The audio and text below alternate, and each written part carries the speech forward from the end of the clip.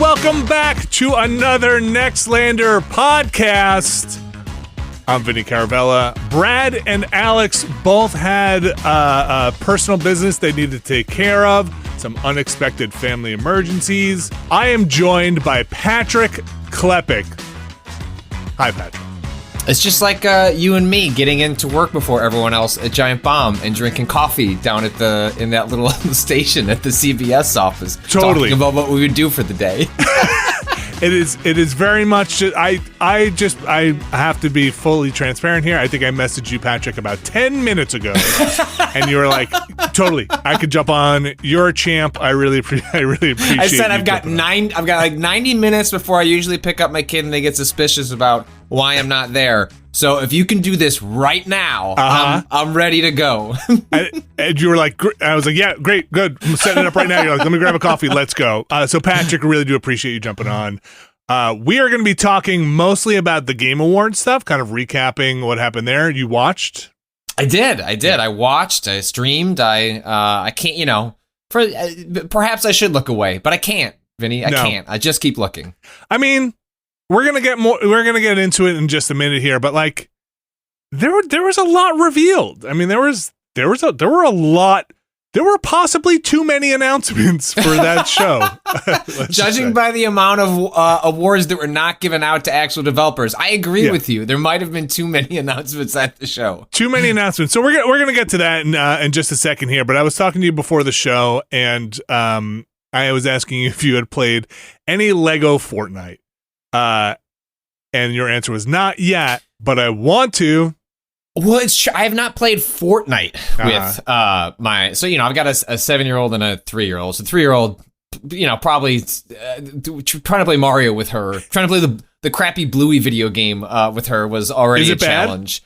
Oh, it's real. It's real. Okay. I mean, your kids are probably too old to be 9 and 11 tricked by a bad like the Bluey video game is not very good, but it is the Bluey characters in settings you're familiar with, and that will work until a certain age that you go, yeah, but what if this doesn't seem very good? And the same way you can watch bad movies for a long time before you grow a sense of taste and appreciation for quality. So it worked fine on my kids, but I don't know that it would work on yours. But Fortnite we haven't gotten to yet, mostly because my kid is still in her Roblox era. But the Lego part, obviously Legos are very popular with her, so I just haven't had a reason to try Fortnite, but I looked up the Fortnite Lego stuff, and it looks spectacular.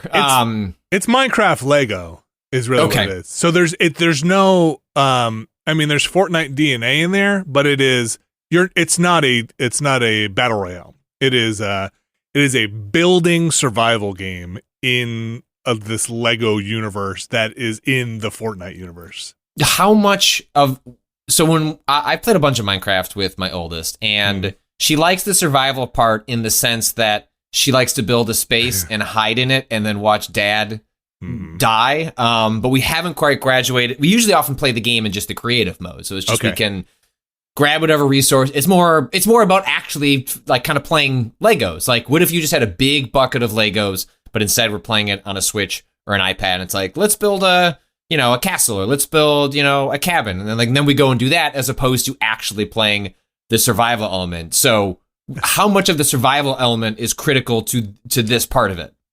So if you go on the default settings, it's pretty survival. There's hunger and stamina, and, there is combat, and you're dying and doing corpse runs and those things. But they have a lot of toggles you can toggle on and off. I think each of those things is a toggle you can turn on and off, or you can just go in sandbox mode and just kind of do the creative mode stuff. So my kids are a little older. I did the straight up survival mode. Yeah. And there was definitely a point where we were very far away from a base, and my daughter died, and then we were very far, and I was like, oh man, you're super far. Maybe we can take your backpack, open it, and we'll bring your stuff back to you.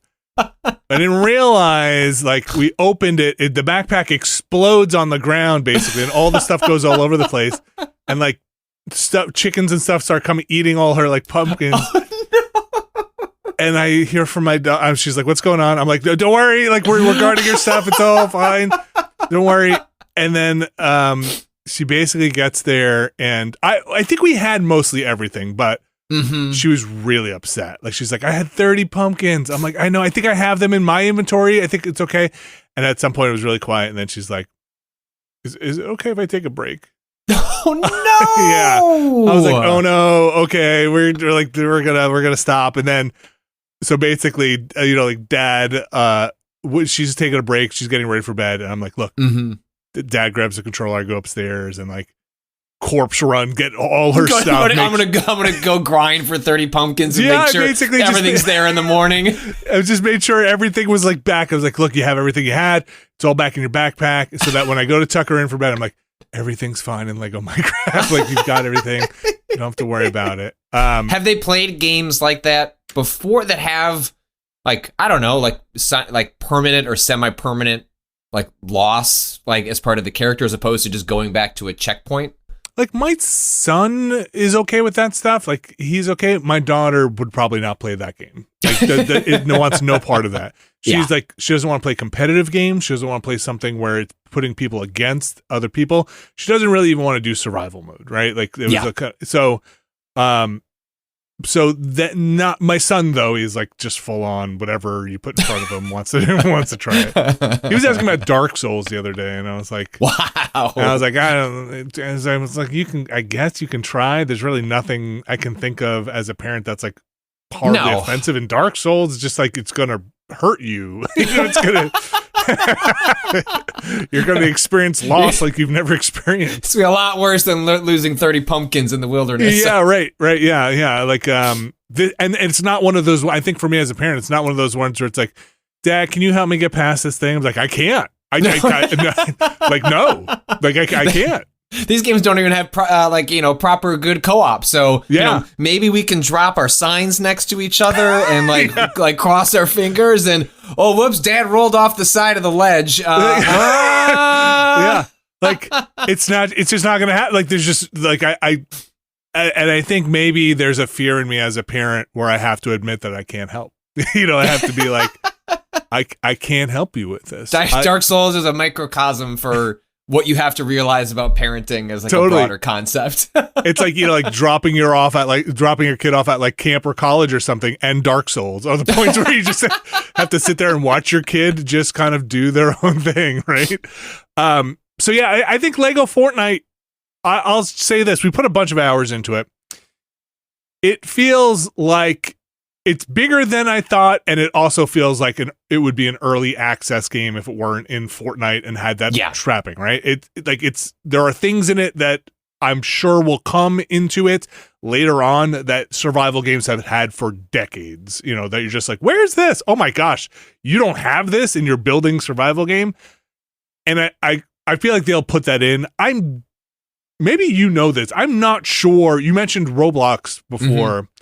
Is that where they're going? Yeah, okay. That's where they're going. Like, because they lined up 3 games with this. They had the Lego Minecraft sort of mashup. They have a Rocket League variant. Yeah, by Rocket League. But yeah, by Psionics. From a couple years ago, and then they also bought Harmonix, and there is a Fortnite festival, which is essentially they put Rock Band, like, very similar UI. I haven't had a chance to play it yet. I tried it for like one song, and I was like, I don't want to play in a gamepad. Like, I know that, like, the Rock Band Unplugged, like people swear by, like, those versions of those games being pretty decent, but for me, it's peripheral or bust. And so I saw that, like, I think it's PDP is, like, an accessory manufacturer that took over for Mad Catz during the Rock Band 4 era. They put out a tweet that said, like, the emojis added up to Fortnite, and then have now just been liking a bunch of tweets that say, oh my God, are you making plastic peripherals that'll be compatible with Fortnite? And my hope is, like, well, I hope that Harmonix gets to make cool stuff, and maybe that can flourish in Fortnite to some degree. But mostly, like, I don't know if you looked up how expensive Rock Band peripherals are. Like, that used to be something that you could just go to a Goodwill. Oh, yeah. And it's like, good God, there are just dozens of these guitars and drums. Now you can't find them. Now they cost hundreds, if not thousands of dollars for decent versions of them. Yes, like it's much like the same arc that happened with like NES, Super Nintendo, like old cartridges. We used to be able to go to a GameStop or a Funko Land. And it's just like whole bins of whatever you'd like. And now those games are like any of those games I could have bought from Funko Land and just like put in a box and I could sell it for like, hundreds or thousands of dollars now. That has also happened to Harmonix peripherals. So my hope is they're going to make some that I can use on a PC as well. I gave mine to a Goodwill when I moved, right? Yeah, I was like, same. Okay. And so, but then, and maybe you had this similar thought, I was like, oh man, my kids really love rock. And so I wound up buying back through channels years ago and probably spent about, $500 or so. But the drums were the most expensive part, like finding Rock Band 4 drums, because those are the ones that worked with an Xbox One. I think that this is right. And then 2 guitars and microphones were cheap, maybe like $500, maybe a little less than that. But still, like a decent like a chain, and it's gone up exponentially whenever you went on this adventure. and then like you could flip those for quite a bit of money right now, Vinny. And like you're right, there was a point where we all were joking, like oh yeah, our kids or the future of this country will be built with plastic instruments, right? Like they will be paving roads and houses, and like you live inside like a weird plastic Fender Stratocaster wall. But yeah, like I was like, oh man, how great would it be to introduce my kids to this? This would be super fun. Like my son plays the drums, my daughter plays the guitar. Like, not that the guitar maps onto the plastic guitar, but they sing, they dance, they do the whole thing, right? Like this is especially if you get into the PC scene where there's a game called Clone Hero, and then also I believe it's because the Rock Band games never came out formally on the PC, but Guitar Hero like World Tour, like several of those games did, and people are still modding those games to put in like their own note charts, like whatever song you can think of. And so that's what I want modern peripherals that'll work on a PC that I can then just beam into another room. And like if my kid wants to do like Frozen on, you know what I mean? Like that's what I'm thinking of, is like I want to be able to do like Frozen and I could just be fucking wailing on the drums. Like how cool would that be? Like I want that so bad in my life. Let it be again. Let it be. Exactly. Your kids still watching Frozen? No, but the songs come up every once in a while. They're on playlists. What is since I have another parent here, what's hot? What's going on?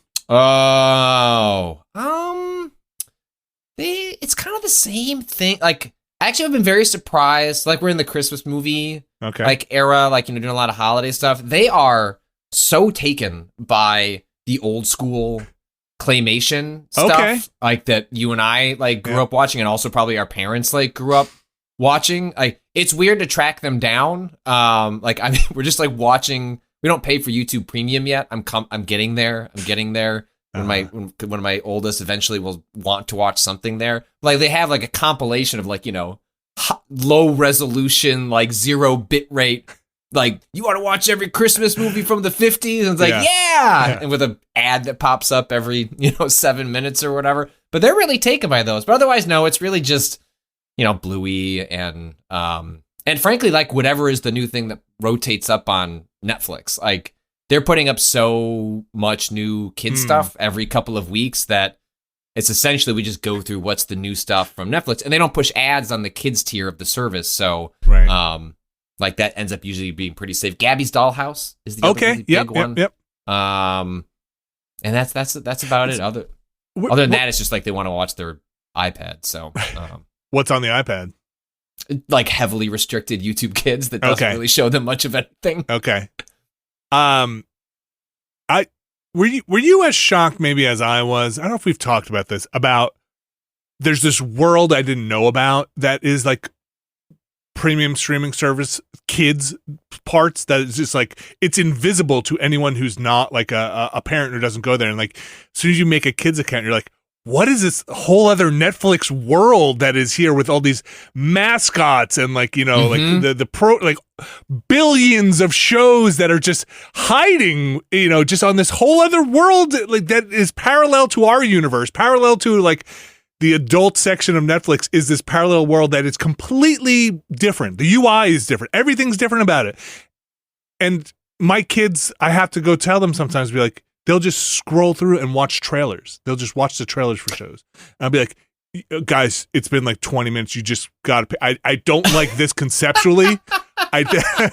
But like, you just got to watch something. You've just been looking at the trailers for everything. Well, my oldest got around a screen time restriction where she had hit, an hour or whatever on her iPad. I was like, all right, go put that away. Got to go do something else. And she's like, gotta go play my Switch for a little bit. And she has never played her Switch for long stretches of time. It's usually booting it up to play a couple of rounds of Mario Kart, a little bit of... It never worries me when she says, I'm going to go play the Switch. Because I know that's never going to be more than 15, 20 minutes before she puts it down.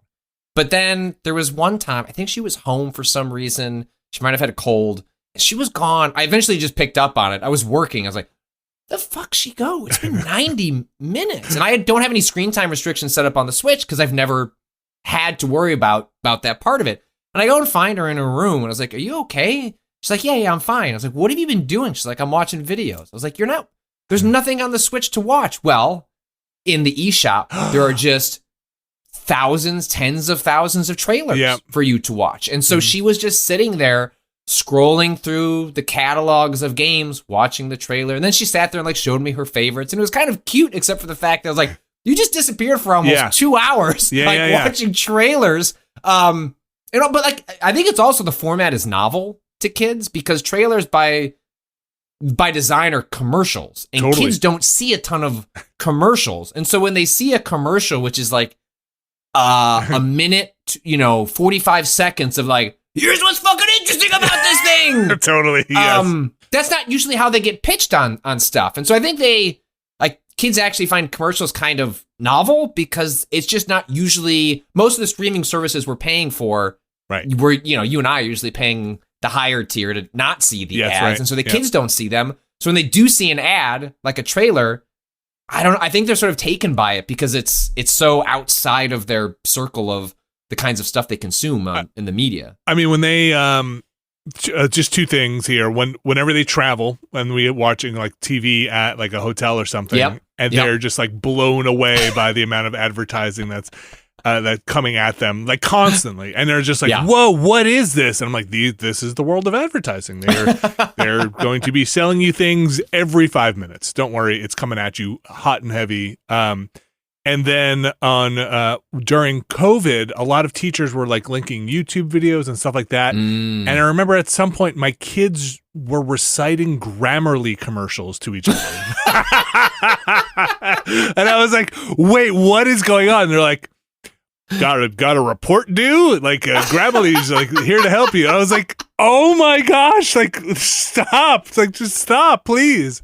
And I was like, how is this happening? I was like, oh, because the teachers are doing lesson plans. They're like, okay, here, watch this video on math or whatever it is. And right. Grammarly. That's so funny. Oh, it's funny and kind of terrible, but also kind of funny because I was like, we still joke about Grammarly now. Anyway, Patrick, we're going to talk about the Game Awards. Let's take a quick break. We'll come back and we're gonna hammer down the good, the bad, and the ugly of the Game Awards. We'll be right back after this.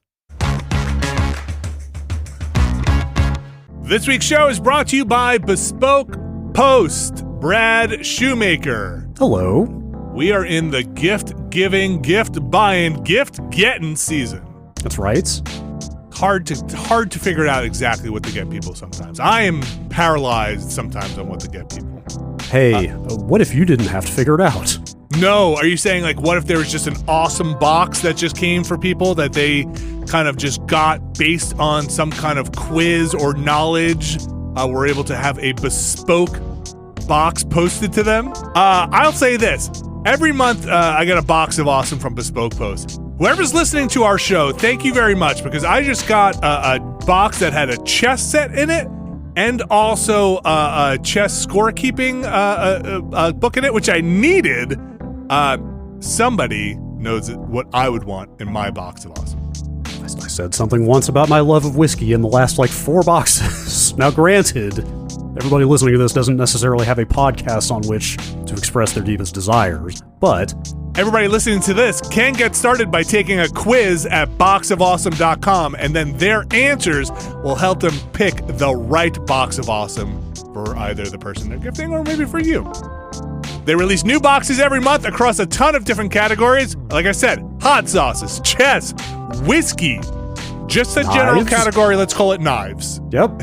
Just big knives. Blades. Each box is valued at around $70, but you will only pay a fraction of that price.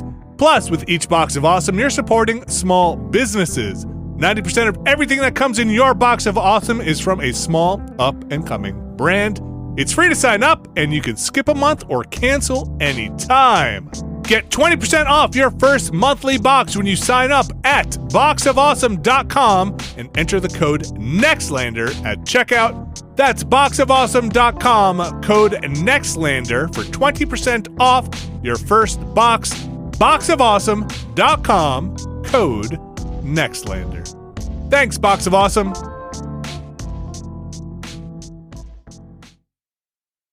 All right, Patrick, the Game Awards. And I'm going to roll in some other stuff into this section about the Game Awards, some other news things, because E3 also just kind of, well, there is no more E3. Kind of officially, I guess now. Is it official, would you say? It's official. The ESA has said I don't have the statement in front of me, but something to the effect of, well, instead of, in the 6 months before E3 going, we're investigating how we might do this, and then it doesn't happen, which has been the case for the last couple of years. They seem to have gotten ahead of it. I think I saw the head of the ESA did an interview with GamesBeat, essentially saying, like, the partners didn't want to do it. The partner, it's the Nintendos, the EAs of the world. If they don't want to make that happen, because, what undergirds E3 is, a trade group called the ESA, the Entertainment Software Association, and the ESA are basically a trade group that represents a lot of the major game companies. And if they don't want to do E3 because they can do a showcase on their own or something more low stakes, like Keighley's events, which, essentially have sort of overtaken E3 in both summer and winter forms.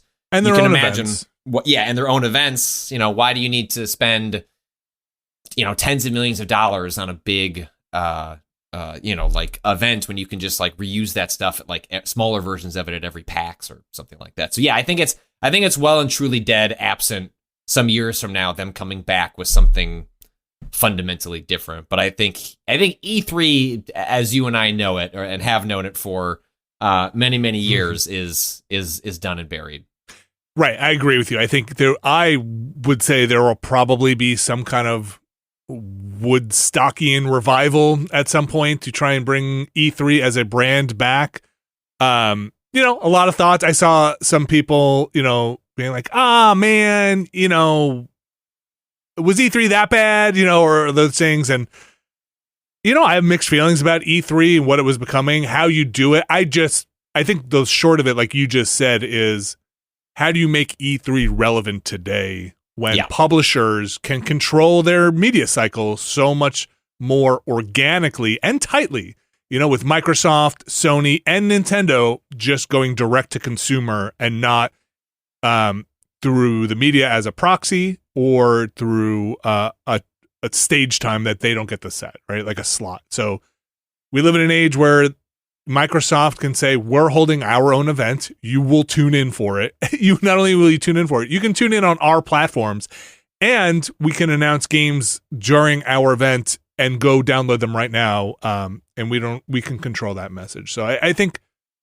it became harder. Also, I mean, this is probably much more your beat. Are you an original E3er? Well, or pretty close to it. I'm going to send you a link. Okay. This is I was asked by one Brad Shoemaker if he was allowed to share this photo online as people were sharing E3 memories. So I've sent you a Discord link to a photo. I'm going to take a look at this. I'm sure it's going to be a very mature, gray-haired Brad Shoemaker. Oh, boy. Oh my gosh. Okay, this is a great photo. I'll have to include this in the show notes. What is happening here? That's you saluting?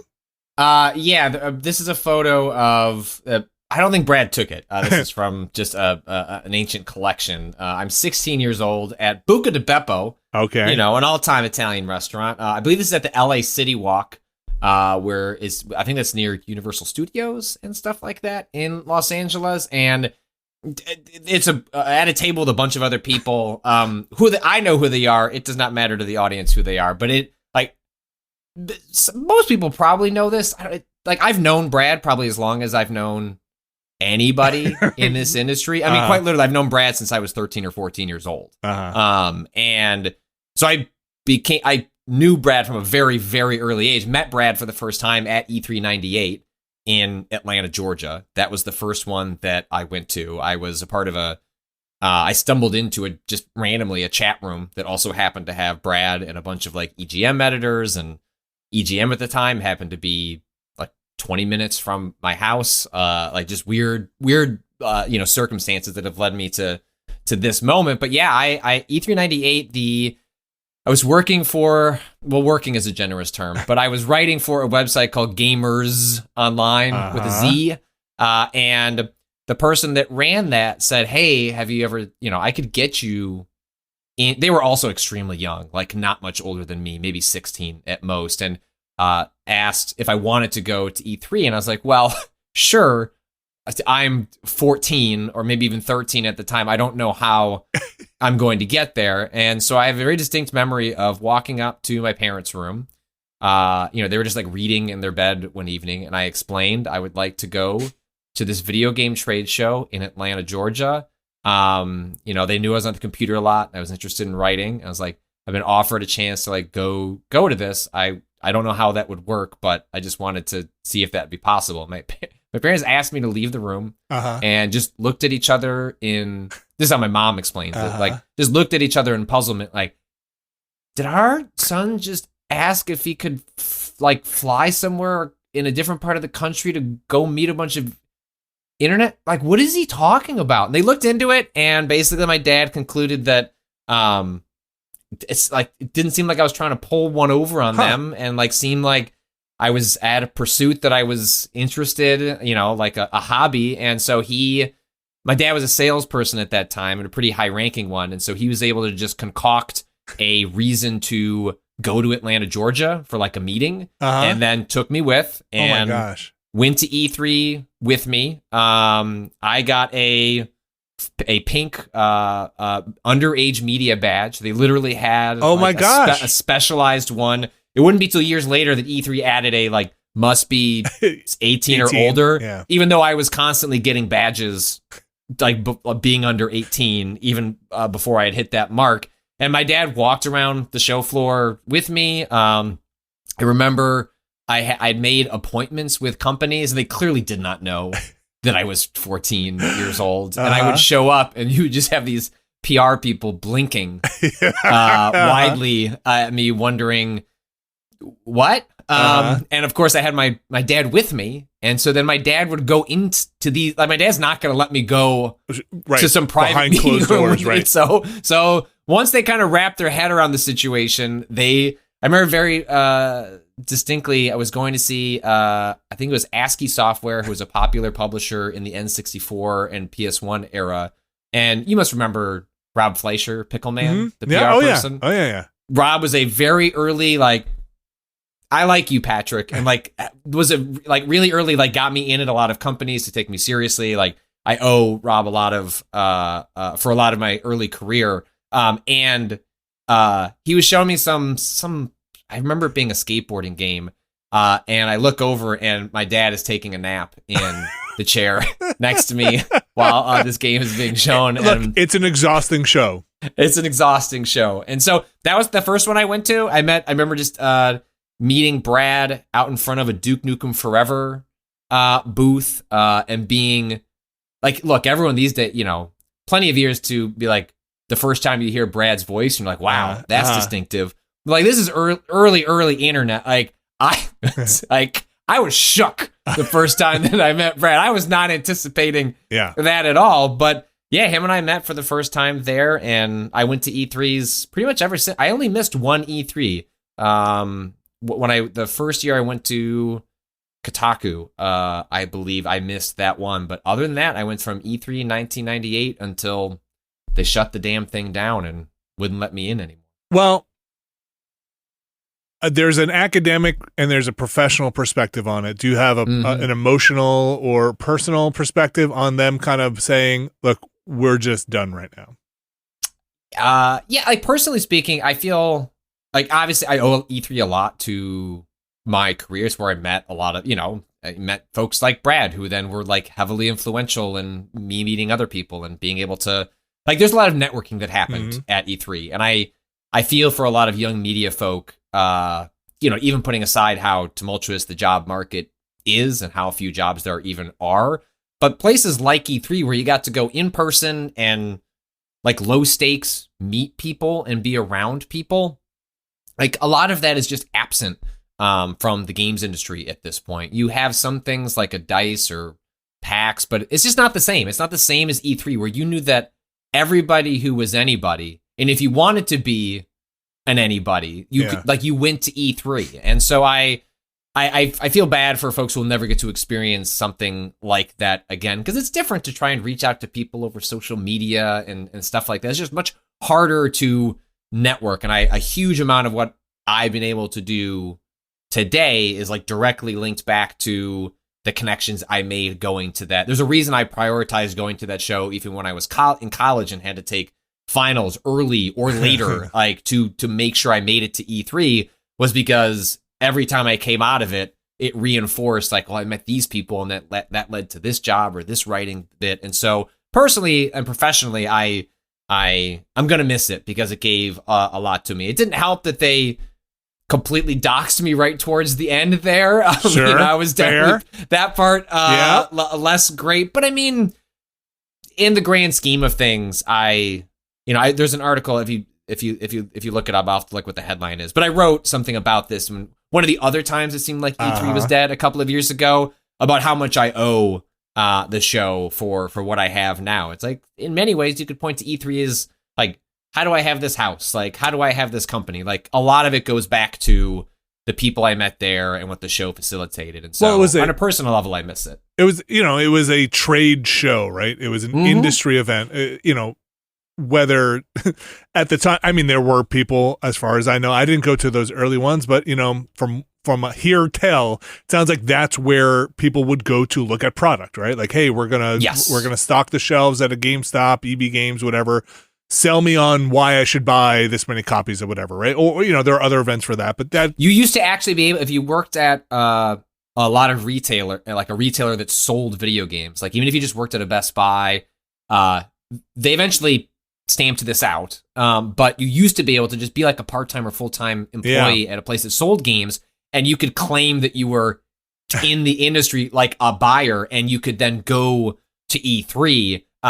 Because like the roots of E3 are a trade show. Like it's an extension of CES. Like E3 is born out of CES, and is essentially a place where, hey, how many cartridges, like Nintendo's trying to figure out how many cartridges to produce, and they're doing that based on how much interest the retailers are showing in the games. You know what I mean? Like it used to be that fundamentally that kind of show. And even in later years, it was like a lot of like games were like pitched to publishers. Like it was just people in meeting rooms making like there used to be, this is not something people that went to E3 or even like saw E3 through like the coverage that you and I have done over the years, but like there were just straight up meeting halls that are just doors and you walk in and they're meeting rooms. With and that's weird where a lot partitions of that's where a lot of the actual action of E3 happened. And I think a lot of that has gone away as well. So as like the business part, the business reasons for E3 crumbled, and then the consumer reasons for E3 kind of crumbled because things like PAX and essentially all the other stuff that ReedPop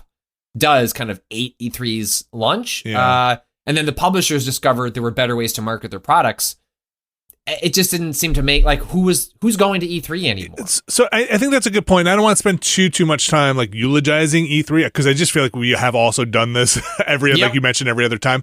But on just to that point, the industry changed so much where if you go to back up 1 second, going back to it being trade show, if you watch those early press conferences, it's spreadsheets, it's sales numbers, it's like a lot of talk of product and what's going to happen in quarters, right? Like this is like a big boardroom meeting. It wasn't necessarily just like big reveal, trailers, right? And then the industry changed in a way where there was a middle portion there of E3. I'm going to say, because it was probably the part I was most active, where the industry was talking to the audience through the media. It was a bunch of captive media in a room.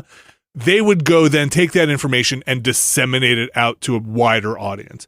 Then it was direct streaming to the audience, right? And that was, then you could just watch the press conferences go on.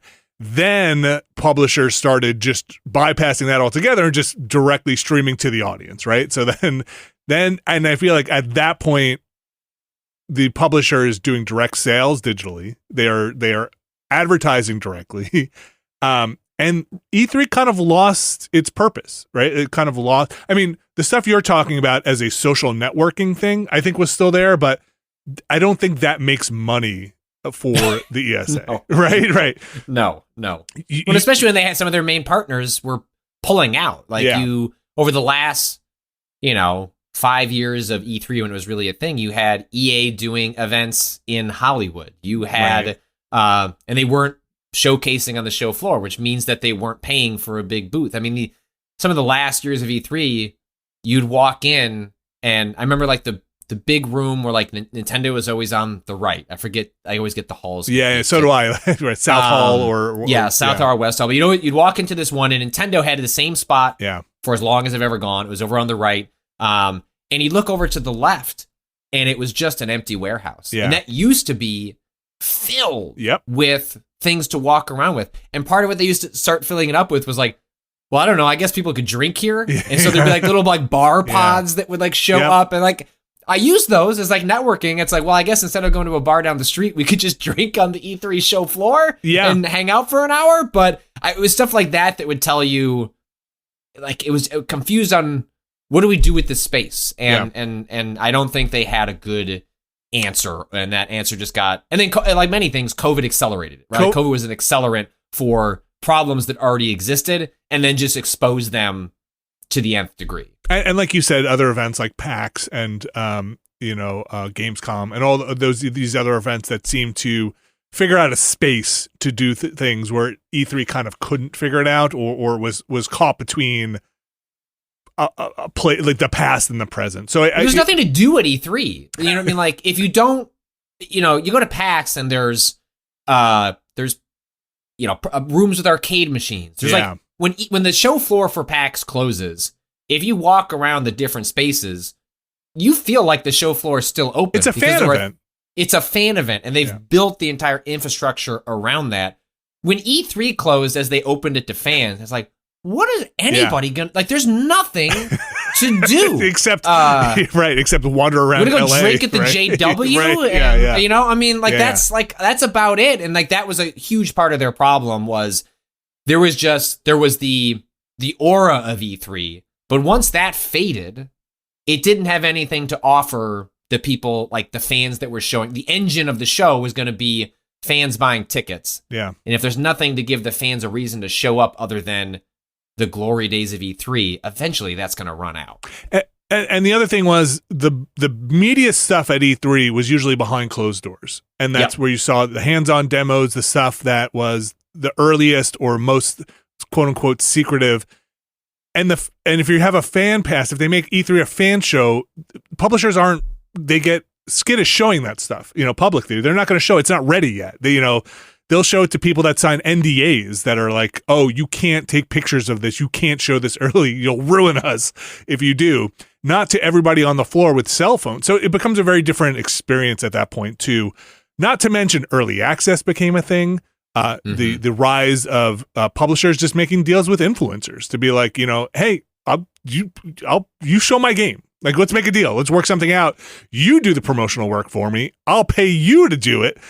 It's just such a different model. Well, yeah, I mean, one of the things I'll lament is E3 was one of the few places where you actually got access to the power brokers of the industry, where you'd be able to interview, executives and a lot of folks that make the big decisions in games. I mean, think to how many times like someone like Phil Harrison has put their foot in their mouth over a series of interviews at a place like E3.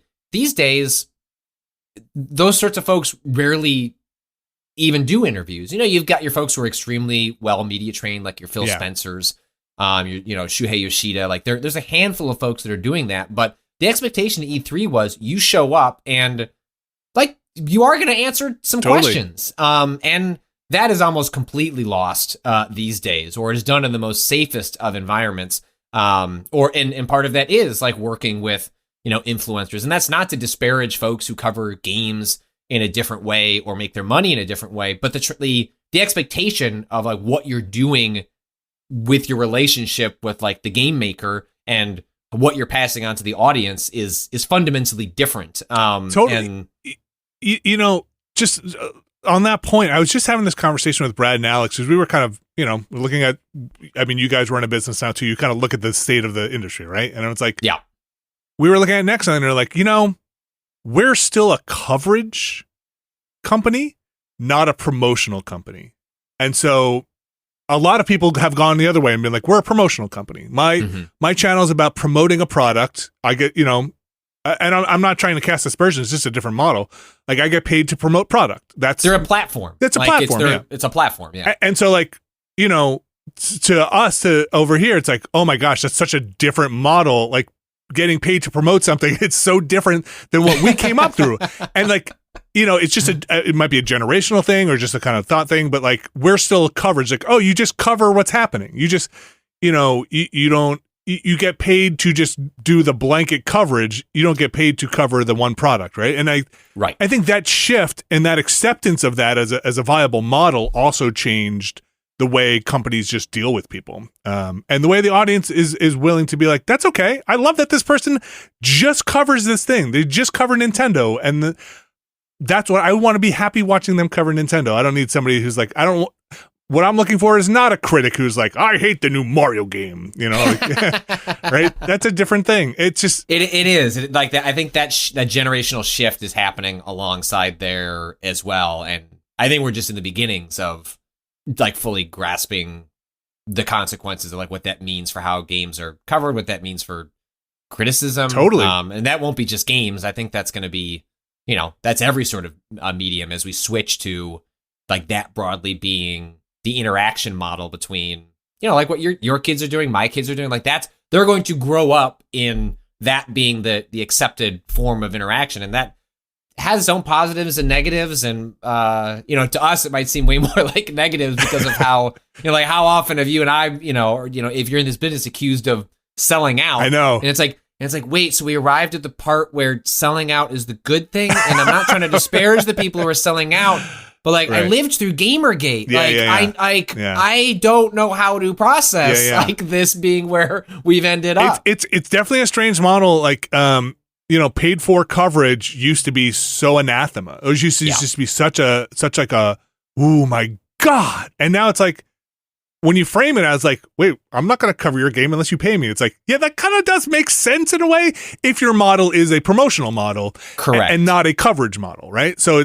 it's interesting. So that is a fantastic segue into the Game Awards. I couldn't think of a better one. The Game Awards just happened. They happened this last Thursday as of the time of this recording. What an event. So I'm just going to get it out of the gate here. As an award show, I think it's a misnomer. Like it is a promotional show. It is a long commercial, very long commercial for upcoming games that has completely eclipsed what E3 has been in the last couple of years. I would say even eclipsed Keely's own Summer Games Fest at this point with the amount of announcements, and dwarfs and eclipse whatever awards pretense they have. Yeah, it feels like they're, if Keely could probably go back in time, knowing what he knows now, this wouldn't be called the Game Awards. You know what I mean? Yes. It would be called something else. Summer Games Fest. It doesn't pretend to be anything. The key threes.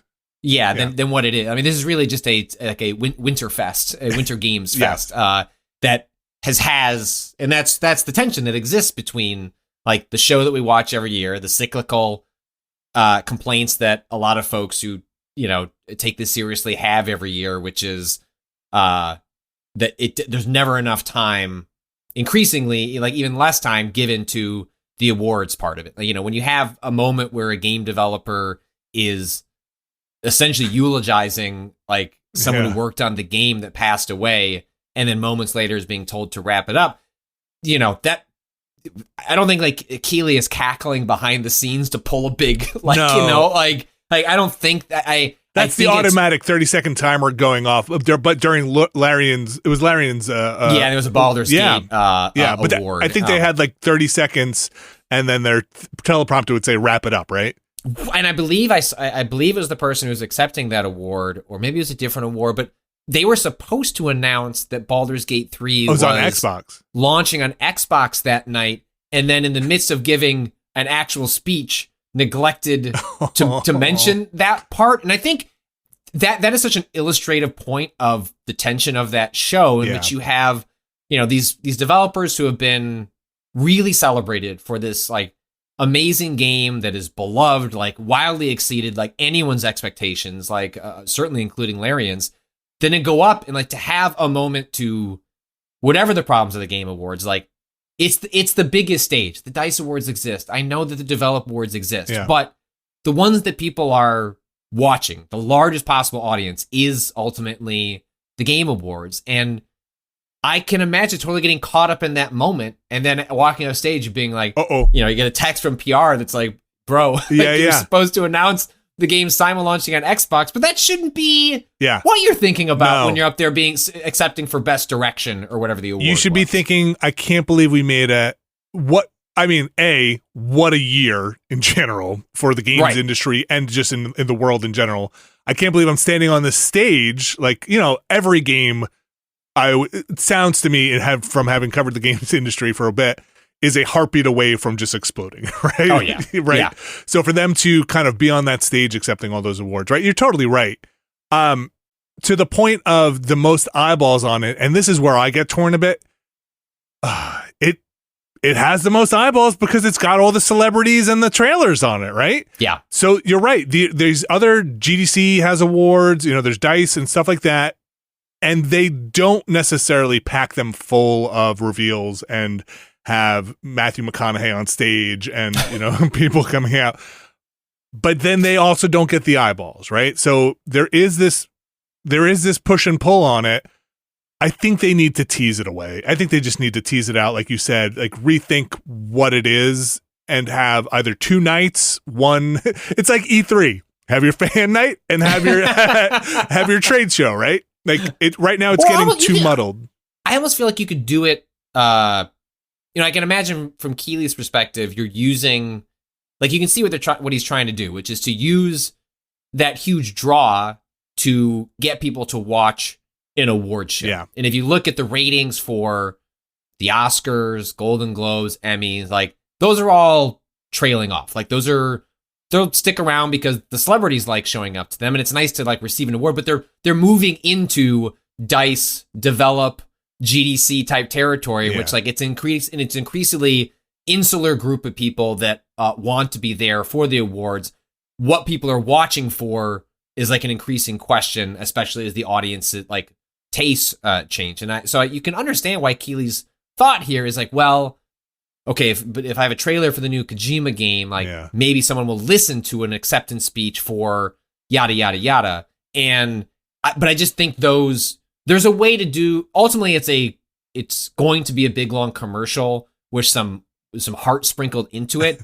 And I think what was exposed here was just the balance was just really off. And maybe some version of that is splitting the commercial and the award show in two. Maybe it's like do the commercials up front, realize you're going to lose a ton of the audience in the second half. But if you did 2 hours of let's do E3, and then for the next 90 minutes, we're going to do an award show. You know, I don't know how the money works out. You know what I mean? And I'm not privy to the financials, but it seems like there are ways to do both of those, right? And to do a way that could just give people a little bit more time to bask in like a moment that, like, again, for all the criticisms of the Game Awards, and I'm sure the developers feel it too, it means a lot to them to be on a stage that is seen by that many people. And recognized, right? And recognized. Like, it feels like you make things not for yourself. You make things like, even if like you could say like, well, you make these things because it makes me feel good. Well,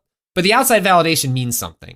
So the Game Awards is the biggest stage we have for that outward validation to sort of like be center stage. And, it's like a game like Alan Wake 2. A lot of what we can glean this week is that game didn't sell very well. You certainly wouldn't get that impression from the Game Awards, in which it is being treated as one of, and it should be. It is a incredible work of art. It is one of the best games made this year. It is it's a moment where if you were an outside observer, like, wow, Alan Wake 2. Yeah. What a big deal this year. But then you look at the underlying sales data, at least what we know, and it's like, not many people played that game relative to Tears of the Kingdom or a lot of the other games. And so like you can have moments where you can celebrate the art with the commercial. And I just think the dial is just turned too way too hard in one direction. Totally. Yes. I did not know that about Alan Wake's sales figures. That's kind of a bummer. It's, it's also helpful, I think, to be able to put those things on a box and in promotional materials, like winner of like 3 awards or on the stage. And there is probably a balance there. I don't know if we'll ever get there. Maybe there is, I don't know the financials, like you said, it's, it's kind of opaque, but maybe one pays for the other at some point where you're like, I mean, Keighley's an imperfect vehicle, right? I mean, that's but much like E3, it's the vehicle we got. You know what I mean? It's, Keighley is sort of like, half due to being clever, half due to circumstance, like found himself like carrying a lot more cultural weight than I think was probably the intention when the Game Awards or Summer Games Fest started. There's a lot of factors that led to this moment. And I think as a result of that, hopefully that leads to Keighley thinking about what that extra weight means. Like you didn't kill E3, but you might have been like one of the last, like knives in before it finally bled out. And so knowing all that, like, what do you do with that information the next time around? And hopefully, hopefully there's a better balance. Because I actually don't think you have to turn the knob that hard. I think at this point, people know what the show is, but it can still be disappointing when it feels like it's, when you're rushing through 10 awards, like where it feels like there's a fire on his ass. Totally. In order to get through them. Yeah. I mean, this has also been happening ever since video games tried to dabble in like Spike TV and television, which is like the kind of mix the bleeding in of Hollywood and like, what gets eyeballs and what stars can you get on there versus developers who are not always the most like charismatic on stage or bring the draw. So, that push and pull has been there for a long, long time. Yeah, Keighley as like kind of Mr. Magooing his way into games industry representative, where he'd be like, I don't want this role, but I'll take the stage presence is, it's kind of where I feel like he's at, right? Like people want him to recognize things like, look, it's been a really rough year in the games industry on an industry level. Like this award show is a big deal, but recognize the layoffs and the contraction. And I feel he's like, nah, yeah, but like, but games bring us together, Vinny. Right. So, and I think people look at him as like, this has the eyeballs on it, right? Like, you know. So, that all being said, there were so many new games announced, and I would say maybe more new games than even updates on existing games. You know what? Let's take a quick break here. We'll come back and we're just going to run down some of our favorites from the Game Awards or things that surprised us. So we'll jump into the kind of meat of the announcements at the Game Awards right after this. All right, Patrick, we are back, and now that we have figured out all the ills of the industry, we have navigated... Fixed! We're good! We figured out all the problems, we're ready to plug everything in.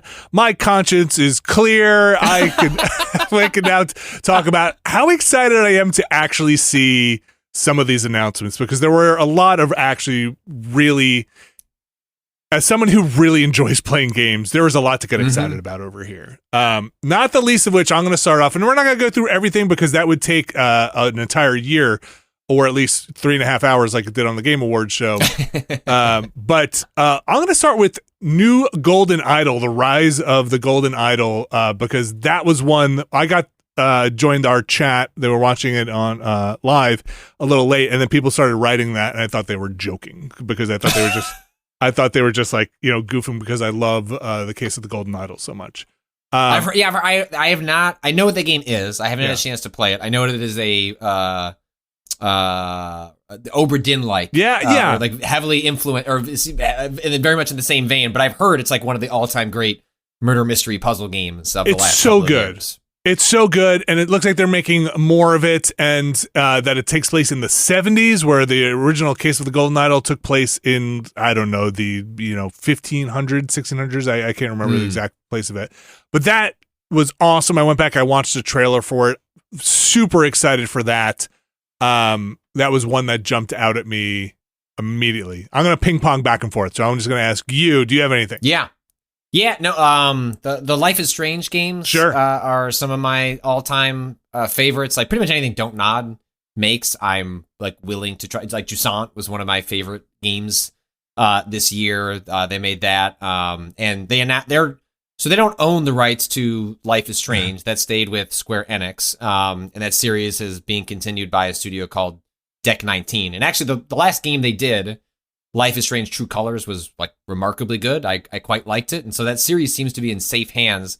And it's nice to see that Don't Nod, they announced a new, world that's called Lost Records. And the first game that's coming for that is called Bloom and Rage. That is about another group of fucked up teens that have some fucked up powers. Like the broad premise seems to be like, something happened to them when they were young, and then there's a reason they're revisiting that moment when they're older. It has strong Yellow Jackets vibes. I don't know if you watched that show about the teenage cannibals from a high school soccer team. It's awesome, great show. Okay, and so there's some Yellow Jackets vibes here, and I've loved Don't Nod's sort of dreamy, weird approach to like telling like teenage or like young adult stories, and the fact that they're going back to this space makes me like really excited. I'm sure it'll be very sad, which also seems to be a running theme of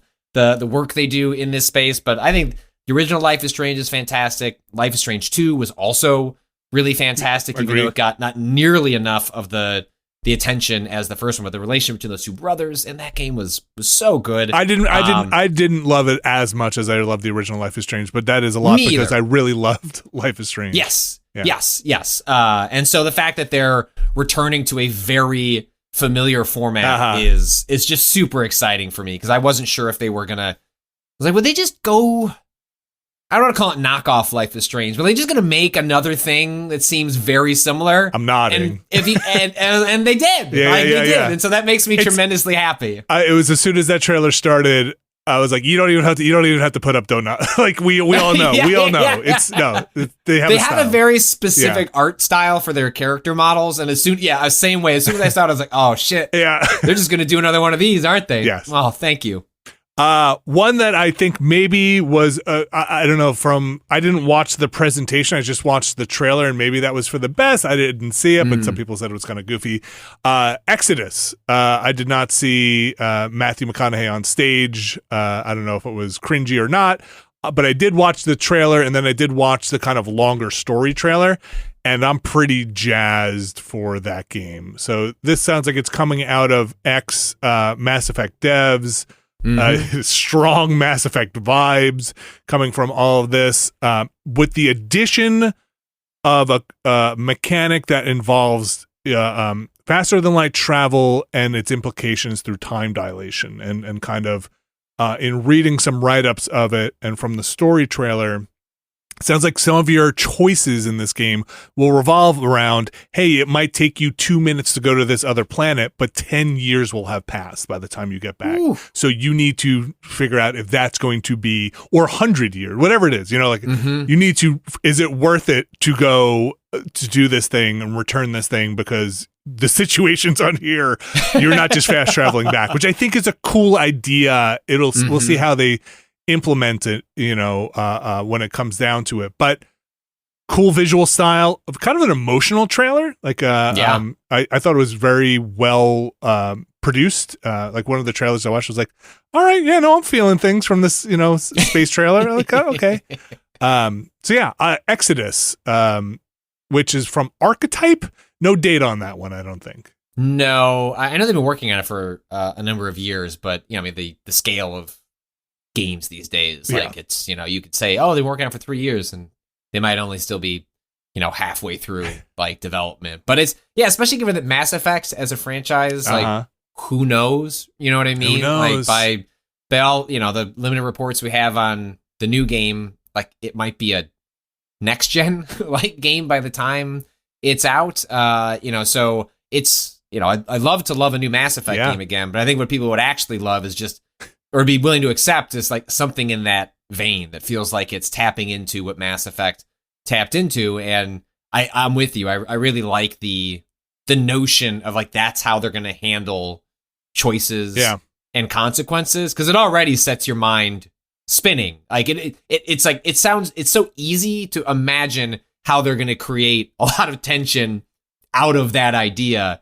And, then it all rests in the execution, but at least in the premise phase, it's like, dang, like, I can see how you're going to make me feel real stressed about which dialogue options I pick. And a lot of technical questions come to mind of like, well, then how do you age a planet, right? If you return, are you going to make new assets for, or are these going to be big forks in the story, or are we talking about every time I travel to another planet? That would be my assumption. Like my assumption would be like when you're moving to a planet X number of years in the future, that's like a plot pivot point that you're moving forward. Maybe it's more complicated than that, but that would be my guess, that it's going to be like, hey, you make this choice, we go through the portal or whatever, and then you're X number of hours forward in the story. Patrick, something else you want to call out here? Windblown, which is the new game from Motion Twin. They're developers of Dead Cells. Dead Cells was whatever year that hit 1.0. I tend to shy away from playing games in early access. I'll play for a little bit to talk about it, on a podcast, and it's like, cool, I'll be back in like a year when it finishes. And I have it, like, this has happened to me a couple of times where looked at Hades, I was like, damn, that seems cool, I'll play it when it's done. And then it was my favorite game that year. Like Dead Cells, that game looks cool, I'll play it when it's done. It was my favorite game that year. And so we'll see if that, I can go 3 for 3 with Windblown. It's an isometric game. They haven't shown a ton of the gameplay, but it's from the original. So Dead Cells as a game became so successful that the original team that worked on it didn't want to work on it anymore. Like it became clear that Dead Cells, which was meant to be sort of a one-off with some expansions and some updates, has essentially become kind of a live service game by happenstance. And so they started up a separate studio, a company called Evil Empire, which is just about managing Dead Cells. So okay. The Castlevania DLC, all that stuff is not made. I mean, I'm sure there are developers who came over from that original team, but a lot of the core creatives were okay with Dead Cells getting spun off as basically its own company. Sure. And being its own thing. So that's why Dead Cells continues to get a bunch of updates, and the Castlevania one was really neat. Yes. Like I loved that update earlier this year, and Windblown is the culmination of those original creatives working on something brand new. So I don't get a great sense of what's going on here in the trailer, but I loved Dead Cells so much that whatever, man, like I'll play whatever you put in front of me because I adored that game that much. It seems like, from what I could read about it, I think you're called a leaper or something. You have some kind of jetpack or some kind of mobility device that gets you in and out of combat. And one of the things I read was you can learn abilities or acquire powers from warriors that have fallen before you. And that's kind of implied in the trailer a little bit. Also, the trailer, a lot of heads just popping. Yeah, incredibly violent trailer. Yeah. For these little animals that are just kind of going in there. No. Yeah, it was pretty good. I wonder if that'll hit early access for an extended period of time. They have already said that it's going to be early access. I mean, that worked really well for Dead Cells. I'm not shocked that that's going to also be the approach. They're also doing that for the new game from the Ori and the Blind Forest. Oh, okay, yeah. I forget what the name of that game. No Rest for the Wicked. Yes, and that's their kind of take on a Zelda style game, is how they've kind of portrayed it in the past. And that game is also going to be early access, I think, in March on PC. So they have nothing. That's Private Division publishing that, right? It's not Microsoft publishing that. Okay, yeah. No, but Private Division is owned by Take-Two. Oh, so, right. Yeah, okay. Yes. So it's like, look at this indie publisher that's owned by the publisher of Grand Theft Auto. Yep. Forgot. Yes. One here I'll mention that's not a particular game. I just thought was kind of wild was Sega's trailer. Like, what is happening? I don't know. The person at the end of the thing yells Sega. They have the eyeball thing going on. Like it's like a lot of Sega happening. Yeah, Jet Set Radio is one of my all-time favorite games. I didn't have a chance to play the like kind of spiritual successor, the indie game, Cyber Bomb Funk. Yes. Well, gosh, it's escaping me. You know what I'm talking about. Bomb Rush Cyberfunk. Bomb Rush Cyberfunk. Okay. I didn't get a chance to play that earlier this year. It's on my list of something to catch up on over the holidays. But yeah, I mean, Jet Set Radio, like, give me another one of those, I guess. It's an interesting pitch from them to be like, then we're bringing back a bunch of these franchises. No details to come. But it's bold, and I really actually like it. It's very strident. It's very like, we get it. We're it's almost like under new management. We get it. We've seen what Atari's been doing. We get it. We want this. We're going to give you Jet Set. We're going to give you Shinobi, Golden Axe, Streets of Rage, Crazy Taxi. What else do you want? I'm looking in this box. Yeah, this guy's going to yell Sega at the end of a thing. Like, we get it. We know who you are. You're 40 years old and you want your Sega games. And you're tired of hearing about Sonic, right? That's like, and I feel like it was like a really confident way to put that message out there, and I kind of appreciated it. It didn't have that like that kind of like weird weaselly, we're gonna try and mine your nostalgia in a terrible way. It was like, no, we're gonna mine your nostalgia and you're gonna get the pickaxe.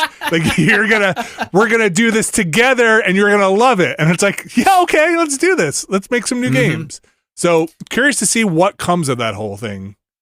Yeah, I think a little what I'd read about it was that Sega, like all those games are in various stages of extremely early development, and that was kind of a recruiting video, which is actually pretty common these days. Where you like, I understand it's frustrating as players to have a game with like a CG trailer, and then it turns out that game's not going to be released for like half a decade, and it's because like game recruiting is so like talent is so difficult to acquire these days that sometimes you're putting out these CG trailers to be like, you want to come work on a Mass Effect game or whatever, and like the point of the trailer is to just like be able to talk in the open about games that otherwise would be secret for years. So my understanding is those games are all like really early glimpses of the games they hope to be later on, and the games that come out might look fairly different from what was seen. Kind of like but either way, I'm with you. Like a tone piece almost.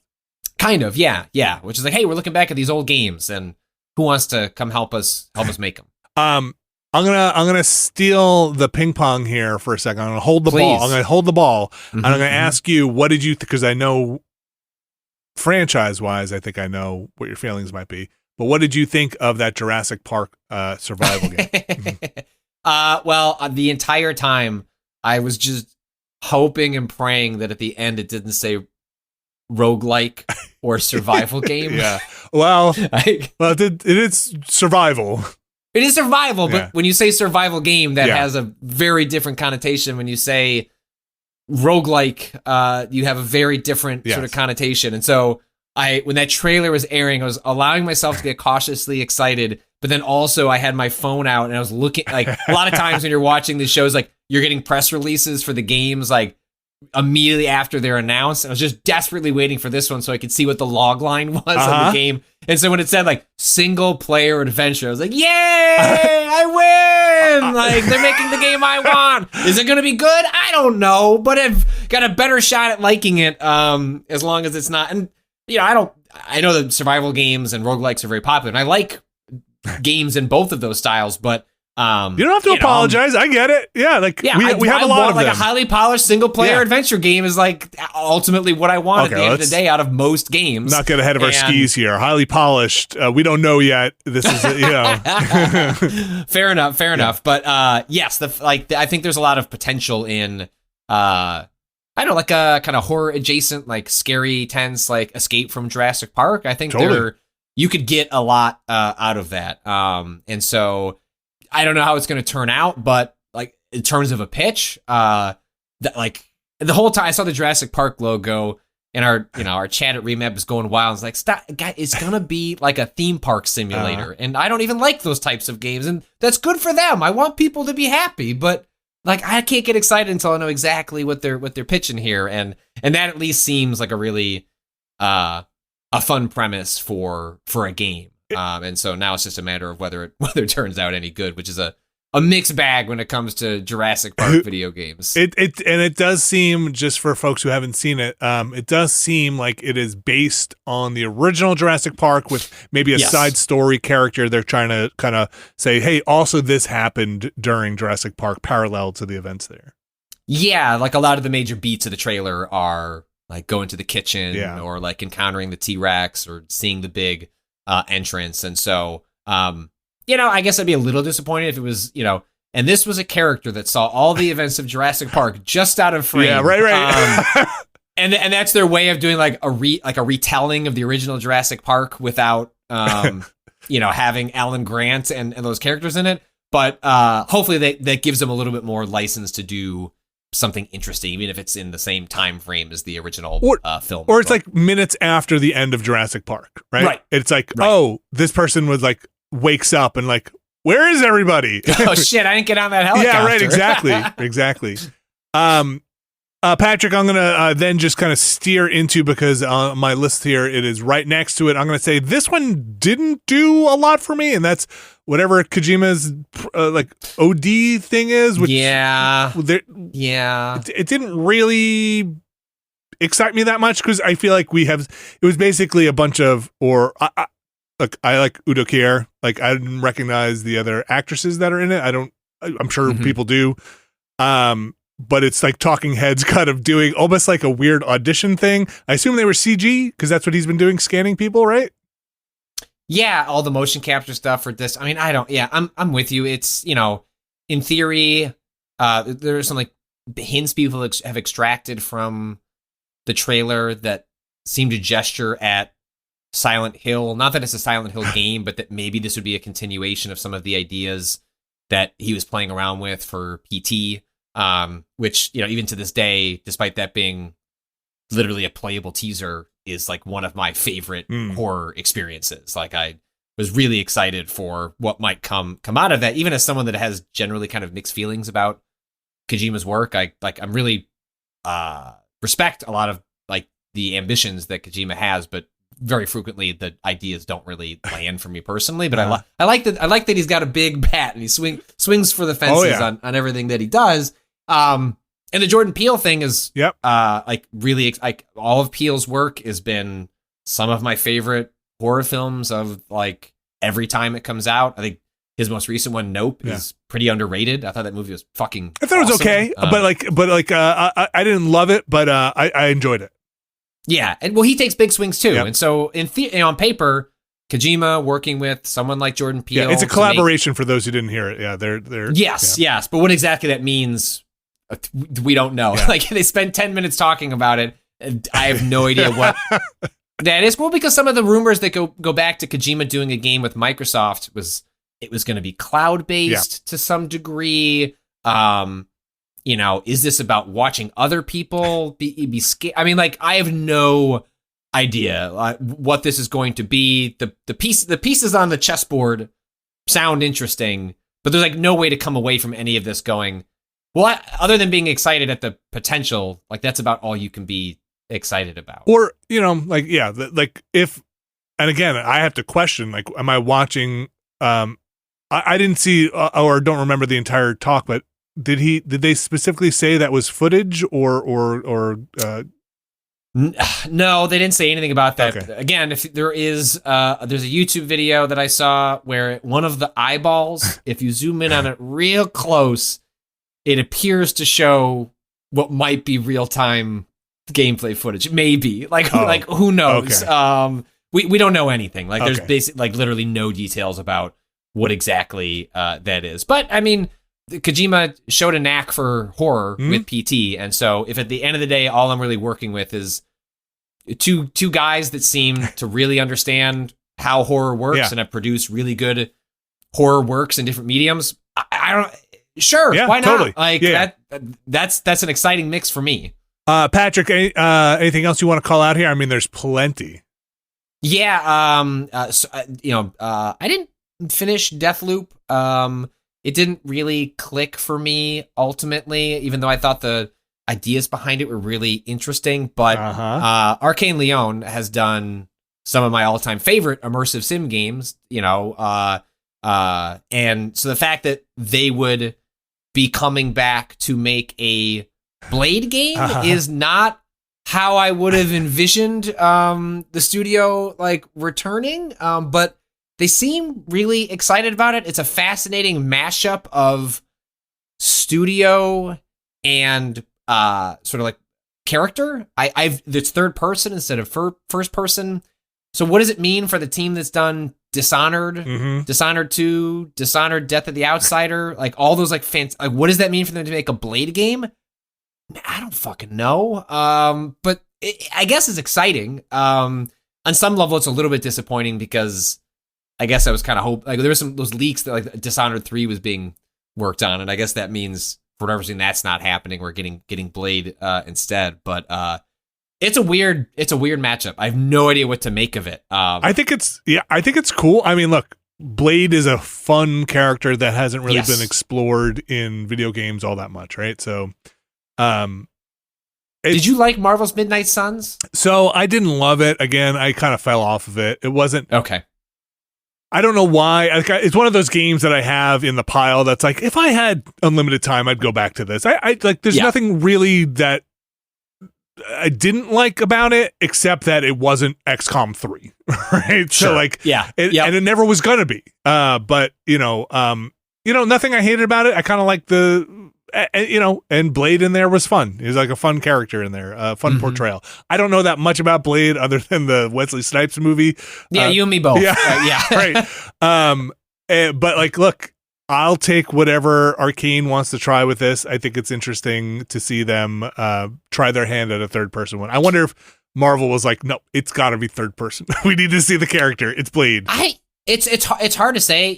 I saw brief comments from like the creative director, the person who was on stage, announcing the game, and the way they were describing it to the interviewer, to fans, I can't remember where exactly I saw the comments, was like, hey, we pitched them on the game we wanted to make when we got in the room, which was we're going to do an immersive sim and mash it up with the character Blade.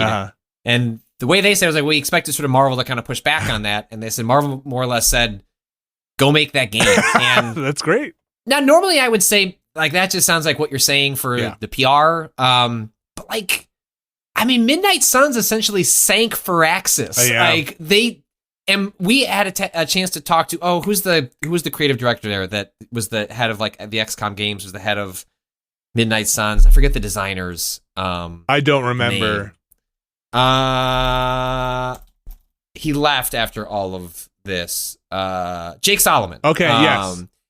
And really nice guy. We had him on Waypoint, RIP. Well, I don't know. Actually, things are better for me now, so I think maybe it's fine that it died. So it sounds like a whole other conversation. That's a different. When there are other family emergencies, you can have me on and have that discussion, Vinny. But when we talked with Jake, I mean, he made the same sort of thing. And the game was coming out. He's like, "Yo, I just sort of made the everything I wanted to make. And the game kind of crashed and burned. And by all accounts, it's a well-liked game. It's a well-made game, but it certainly didn't sort of light the world on fire. And so if Marvel was willing to sign off on Midnight Suns, it does give me some confidence that, hey, maybe they did just sort of sign off on the game that Arcane Leon pitched, and they'll get a chance to make something that approximates that. I mean, ever since Marvel's pivoted to, we're not going to make our own games, we're going to like do partnerships. I mean, the Spider-Man games have been they pick good partners, and the games that come out of it seem to be games that feel they don't feel like compromises from the studios that are making them, right? Like Insomniac seem to have made a good Spider-Man games. I'm making like a stinky cheese face only because I'm thinking of Avengers. Of like, sure, yeah. Fair enough. Like, not everything is hit, but I think they've hit more than they've missed. And I mean they have the Wolverine is still being worked on. I mean Spider-Man obviously is making bank for them. Like, that's and there's the whole Marvel Sony Spider-Man thing, and I don't know. I don't want to even attempt to get into the details of who's got licenses for what or whatever it is. But yeah, go make good. These are talented studios. Go make good superhero games. They work, in video games. Like you could do this stuff in video games. It's not. Like I'm a little saturated. Well, at least Blade's an interesting. Like at least with parts of me confidence. Like it doesn't. Blade's not what you would pick if you're like, all right. Yeah. Crack our knuckles. Time to sell some games. Yeah, right. And like Blade's not the character you pick. Like there's a reason that you just said, well, if you're not already into the comics, like the collective consciousness memory of Blade is like 3 Wesley Snipes movies from 20 years ago. And like maybe one or two good ones, right? Right. Yeah, two of them were good. Yeah. Like, and so you'd imagine the reason Arcane Leon pitches a Blade game is because they wanted to make a Blade game.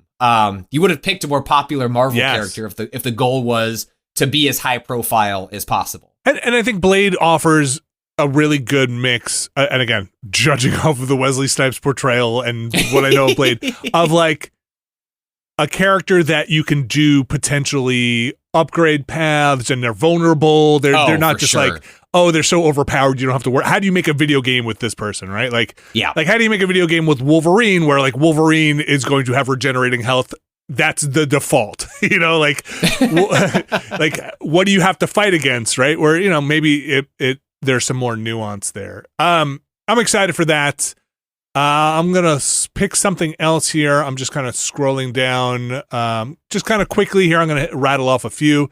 The finals got kind of stealth dropped, I think is what Keeley said. I don't mind that term. I'll use that. It's stealth announced, and is out now for free to play. I played some early on, and I really enjoyed it. So I'm hoping to get in there and check it out.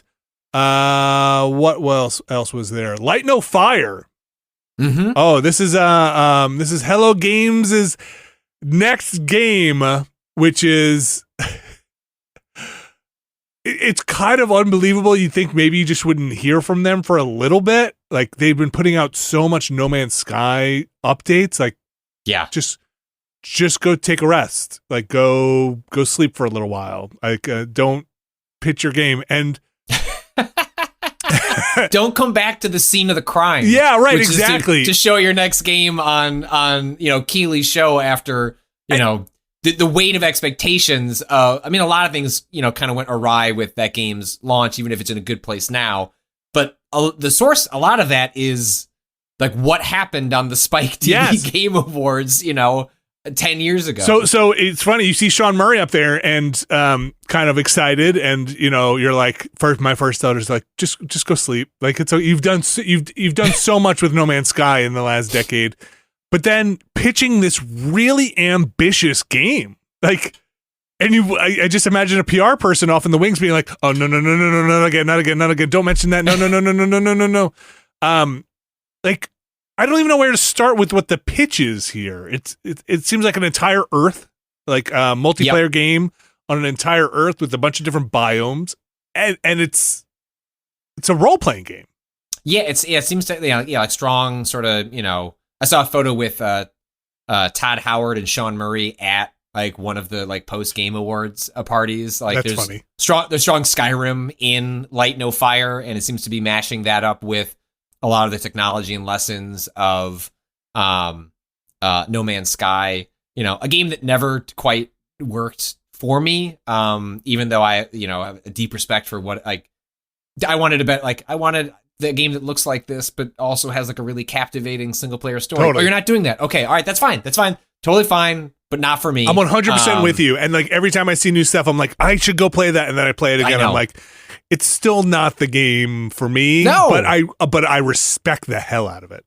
Absolutely. Yeah. And it just seems to become more of what it always wanted to be every year. And I totally get every time I see a new trailer, like why the folks that are into it like love it, even more, and why they've given it so much attention. And so I don't know if Light No Fire will be for me either. I think like it has a better chance just because of the glimpses we get in the I don't know how much to call it, gameplay, or at least like gameplay sizzle reel, like the pitch, like basically.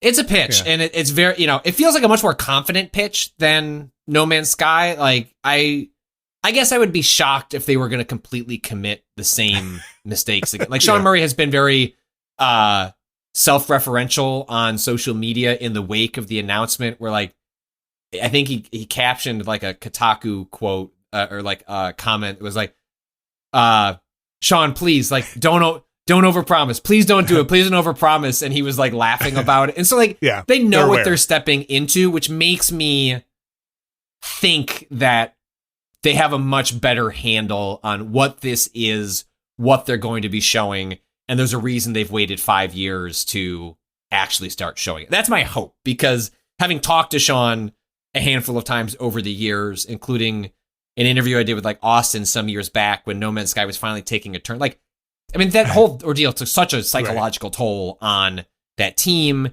and Sean in particular, that I'm excited they're like jumping off of a cliff again, but like I hope they have a parachute this time. And I think, or I thought I heard Reichert over on Giant Bomb saying that they were showing it to people and that he had seen some of it. So if it's in a state to see it, I think you saw No Man's Sky. We all saw No Man's Sky early on too. That they know their tech, and if all they got to do is match the expectation with the tech, and everybody's happy.